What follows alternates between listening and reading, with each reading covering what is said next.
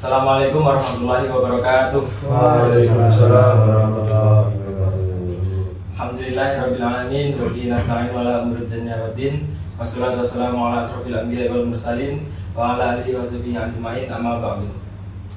Baiklah, pada malam hari ini kita akan membahas tentang sabar dan menjaga kerukunan antar teman. Dan materi itu bisa membuat nasihat untuk diri saya sendiri dan juga untuk teman-teman semua. Baik, yang pertama yaitu tentang sabar.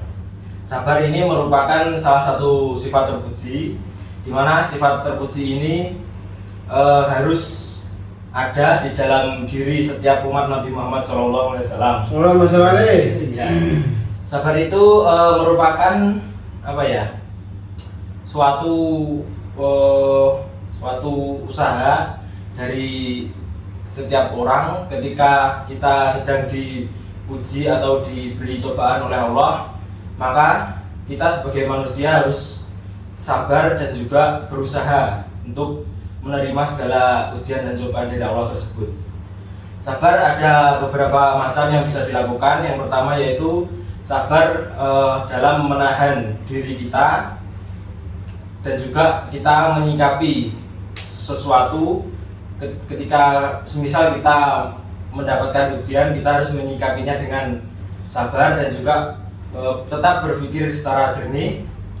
Kemudian sabar yang kedua yaitu sabar untuk kita menahan lisan kita agar terhindar dari perkataan yang jelek seperti misuh ataupun kata-kata kotor yang lain.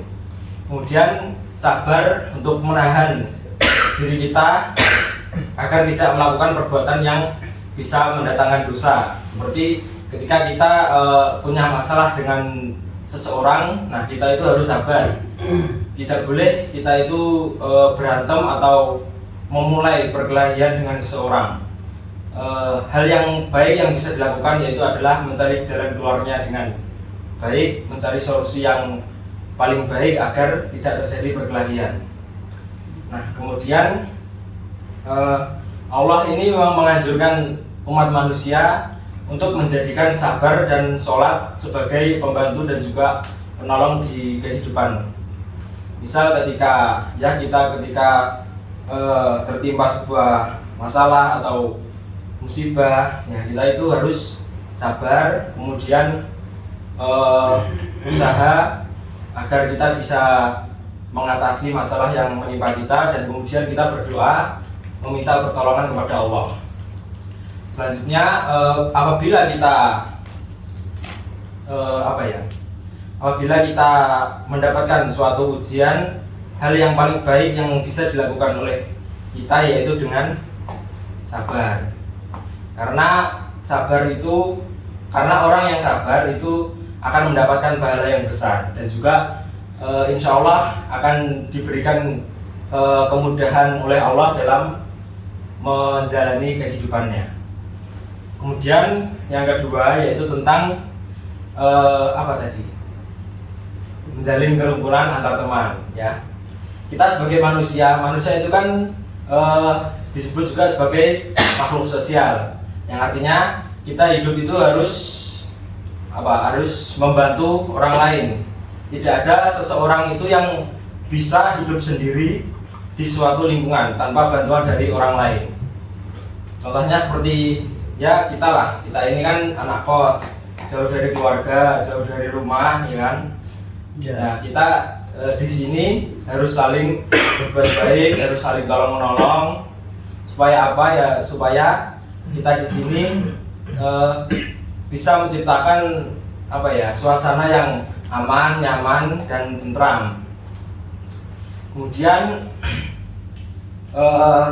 kerukunan yang kita ciptakan itu tidak hanya di dalam kos ini saja, tetapi juga di sekitar lingkungan kos, seperti di masyarakat tetangga di sekitar kos itu, agar ketika kita mendapatkan masalah ataupun suatu hal yang sekiranya kita memerlukan bantuan masyarakat sekitar, maka pastinya masyarakat sekitar akan membantu kita, ya, seperti itu.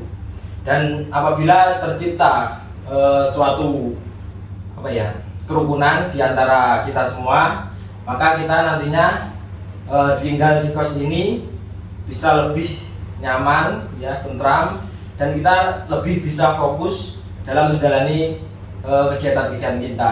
Dan kita sebagai mahasiswa, kegiatan yang paling utama yaitu adalah kuliah dan juga ya, pokoknya dalam menjalani kehidupan ini kita harus selalu kompak, ya, dan semoga nantinya ketika ada permasalahan-permasalahan, semoga kita tidak bermusuhan dan juga tidak berselisih paham, ya, agar selalu agar kita ini selalu rukun lah, selalu tentram, ya. Mungkin itu yang bisa saya sampaikan. Mungkin ada tambahan, Mas Nanda? Cukup. Oke, ya.